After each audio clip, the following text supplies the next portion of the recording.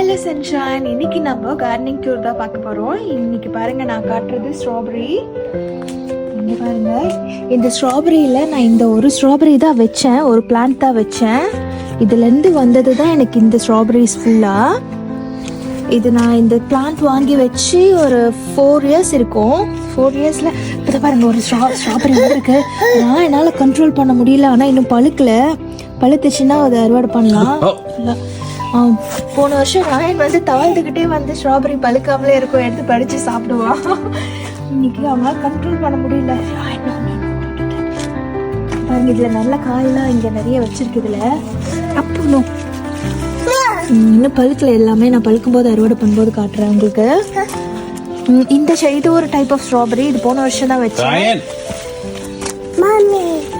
இது இப்போதான் வர ஆரம்பிக்குது.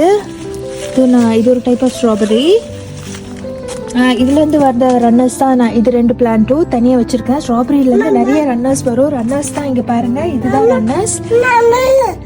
இது அப்படியே நம்ம மல்லிப்பூ செடியெல்லாம் இப்படி வைக்கிற மாதிரி அதுவும் இதுவும் அப்படியே மண்ணுக்குள்ளே வச்சிட்டிங்கன்னா ரன்னர்ஸில் அதே முளைச்சிக்கும் அடுத்த ஸ்ட்ராபெரி பிளான்ட்டு. நான் எப்படி வைக்கிறது நான் காட்டுறேன். இது இன்னும் கொஞ்சம் பெருசாகட்டும். இது என்னோட மின்ட்டு.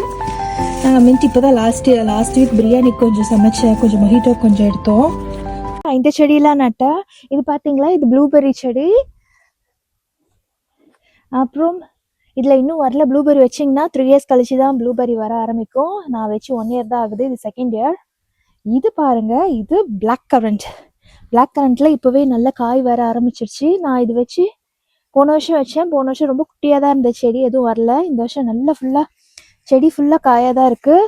இதுவும் சாப்பிட்றதுக்கு கொஞ்சம் நல்லா புளிப்பாக இருக்கும். புளிப்பு இனிப்பு கலந்த மாதிரி நெல்லிக்காய் சாப்பிட்ற மாதிரி தான் இருக்கும். இதுவும் உள்ளார விதைலாம் குட்டி குட்டியாக இருக்கும். லைக் ஸ்ட்ராபெரி சாப்பிட்டிங்கன்னா எப்படி இருக்குமோ அதே மாதிரி தான் இருக்கும். அந்த விதை அப்படியே நீங்கள் சாப்பிட்லாம் பறித்து.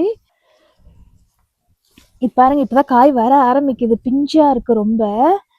இன்னும் ஒரு 2 வீக்ஸில் இது ரெடி ஆகிடும். நான் உங்களுக்கு அறுவடை பண்ணும்போது காட்டுறேன். அது நல்ல பிளாக் கரண்ட் சூப்பராக இருக்கும்.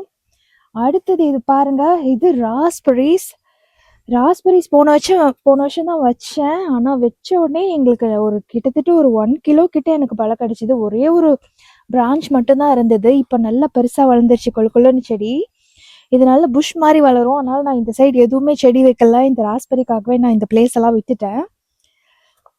ராஸ்பெரி போன தடவை நிறைய வந்தது. அப்பா பாருங்க, அதோட வேலையை பார்க்குது.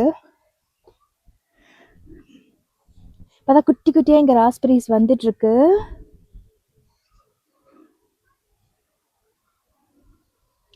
இது நான் அறுவடை பண்ணும்போது இது நான் காட்டுறேன் உங்களுக்கு. இது என் செல்லக்குட்டி ஆப்பிள் ட்ரீ. இந்த ஆப்பிள் ட்ரீலேருந்து இந்த தடவை நிறைய ஆப்பிள்ஸ் குட்டி குட்டியாக வந்திருக்கு. இங்கே பாருங்க, அதெல்லாம் குட்டி குட்டி ஆப்பிள்ஸ் வர ஆரம்பிச்சிருக்கு. மரம் ஃபுல்லாக இருக்கு நிறைய இந்த மாதிரி குட்டி குட்டியா.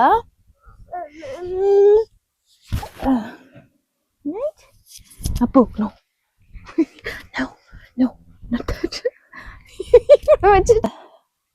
இதுலேருந்து ஆப்பிள் வந்தோடனே நான் உங்களுக்கு காட்டுறேன் ஆப்பிள் எப்படி வருது அப்படின்ட்டு, எவ்வளோ பெருசு வருது அப்படின்னு. இது வரைக்கும் 2 ஆப்பிள் நான் இதுலேருந்து அறுவடை பண்ணியிருக்கேன். வச்சு 4 வருஷம் ஆகுது.